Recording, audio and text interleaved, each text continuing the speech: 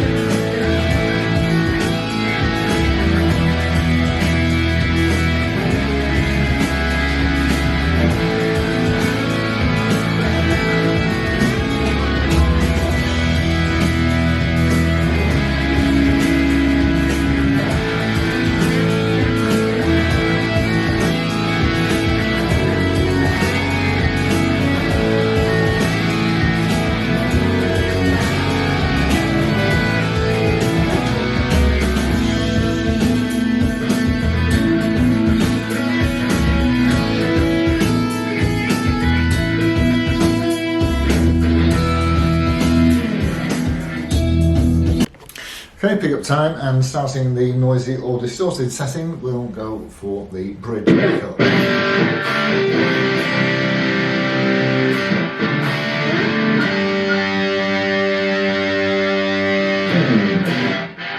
Into the centre.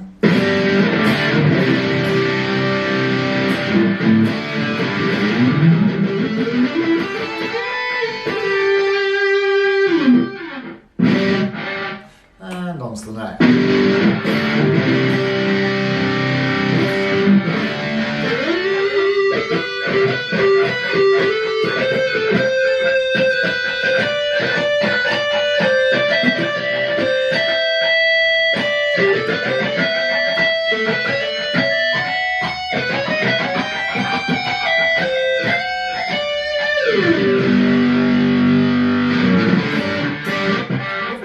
let's see how it cleans up. Again, starting with the bridge pickup.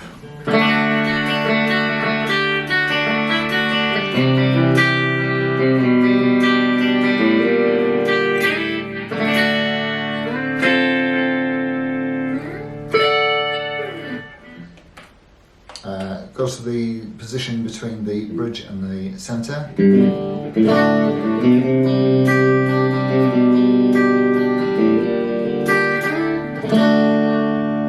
Into the centre.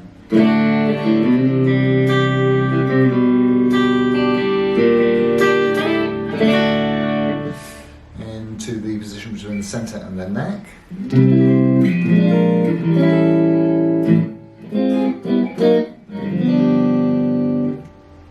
Onto the neck.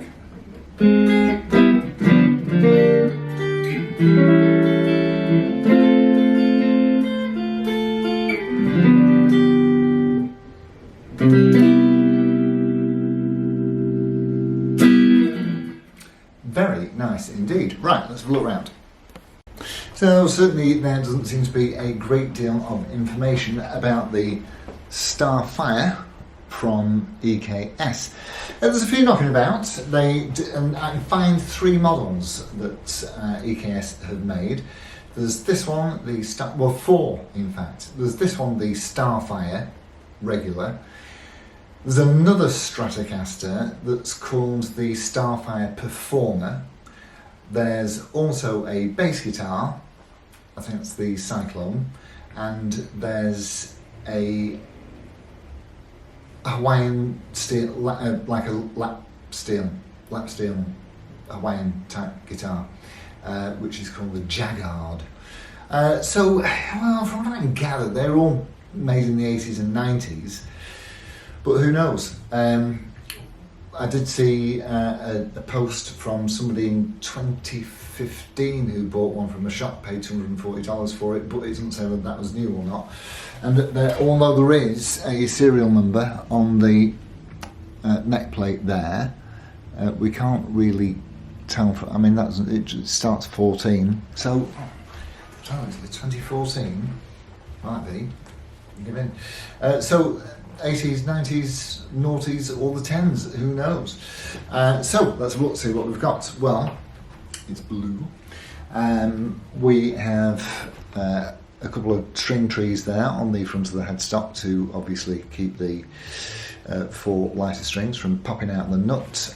Around the back it does have some nice sealed tuners, and it also tells you it's got a 2-way rod. So the Performer version of this is just called the Starfire. The Starfire Performer has got those budget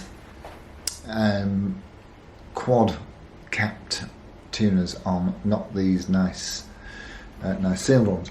So I would say certainly that's a maple neck, isn't it? There's no scarf joint that I can see, so it looks like all one piece, which is that's pretty good. That headstock reminds me of something else. I can't think what. Anyway, we've got a rosewood fingerboard with dot inlays. The body, I'm guessing, obviously it's a bolt-on neck with the cavity control plate, and I did restring it and didn't even have to take that off because there's a nice big gap there for you to get the strings through. So we've got obviously a regular full-size scratch plate with 3 single coil pickups on. The pickups are all you'll see in the back here. The pickups are all popping out roughly in the early 5 1/4, in the early 5s, which is pretty standard fare for a Stratocaster, with 2.5 in the in-between positions, in the noise cancelling or hum cancelling positions. So we've got 2 tones, 1 volume. Obviously there's never a tone knob for the bridge pickup. The 2 tone knobs here only work on the centre and the neck, and you've got a global volume control. It's just exactly like a Strat. And obviously you've got a 5-position blade switch. So a little tip here, when I came to put the vibrato arm in, or the whammy bar if you prefer, it wound right the way down to the bottom, and so it wouldn't clear the knobs, although these are not the original knobs. The original knobs are still present with the guitar, but these have gone on because they're a bit blingier, and of course the chrome matches the chrome. But all the same, you could have wound it down until it disappeared. So I got a teeny tiny spring and dropped the teeny tiny spring in there, and this will work with any Strat at all, and now the arm will just stay wherever you want to put it. So that's a nice little mod.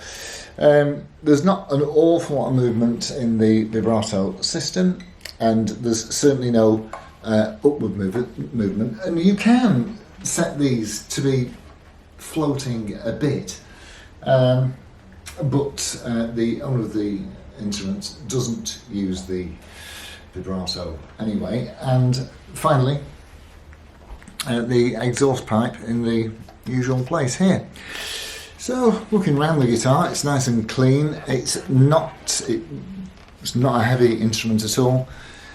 I can't remember the exact weight. I think it's about 6.5 pounds. Oh no, it's just tipping 7. Just tipping 7 pounds. But again, you'll see the scales back here. This one's just got, I think the only mark I can find on it is this little ding here. I think it's probably difficult to see. So you've got a comfort carve, or a belly curve, if you want to call it that, a comfort cut out there in the top of the thing, and yeah, generally speaking, it's a really nice guitar to play. The string height is just either around or maybe slightly below 1.25. They're very easy to set up. If you've got the, your 6 individual rise and fall saddles that are also individually intonatable. The intonation is absolutely bang on, and it's an easy guitar to play, and it plays beautifully, and it sounds great, and it's a competitor. So if you do see what they crop up from time to time at all sorts of different prices, incidentally. So I can't put a figure on it because I've seen them anywhere between 50 quid and 220. So, figure that out. But they're a nice guitar. They make a great alternative to a Squire or one of the other Stratocaster copies. And probably something that will be very important to a lot of people, it was made in the Nagoya factory in Japan, and it's got all the original kit on it, apart from, like I say, the knobs, but they do live in the bag. So with all that said, what a really nice guitar to play. Really enjoyed that one. I hope you enjoyed it as much as I did, and I shall look forward to seeing you on the next one. Adios amigos. Ta-ra.